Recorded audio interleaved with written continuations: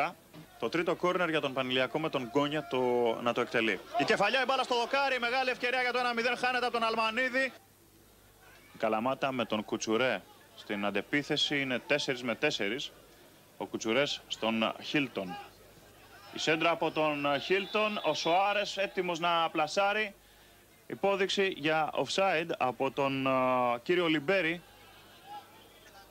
Αλμανίδης, Λούκιτς, για να δούμε, μπαίνει στην περιοχή αυτός. Κλείνεται σωστά, γυρίζει όμως, βρίσκει τρόπο και ο Γκόνιας στο σουτ.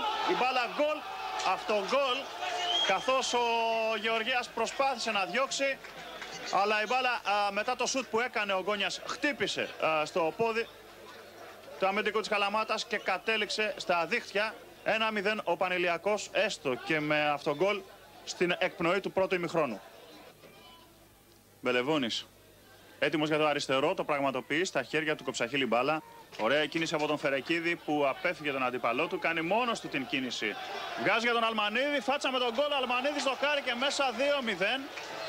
Διαμαρτυρίες από τους παίκτες της Καλαμάτας για offside στον επόπτη Λιμπέρι. Πάντως ο Αλμανίδης προχώρησε και πλάσαρε τον Λιμπερόπουλο. Έτσι στο 55 Πανηλιακός Καλαμάτα 2-0 παρά τις έντονες διαμαρτυρίες των φιλοξενούμενων. Κεφαλιά πάσα, έτοιμος για το 3-0 ο Τασιόπουλος το πραγματοποιεί. Μετά από το φάουλ από τον Γκόνια, η κεφαλιά πάσα του Ζιάκα στον Τασιόπουλο.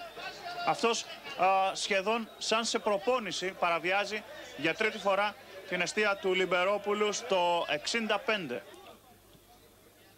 Η παλιά για τον Μπούλεν από τον Χίλτον. Ο Μπούλεν στην περιοχή, το γύρισμά του. Πάει να μπει ο Ντακρός στην φάση, κάνει το σουτ, γκολ 3-1, μειώνει η Καλαμάτα.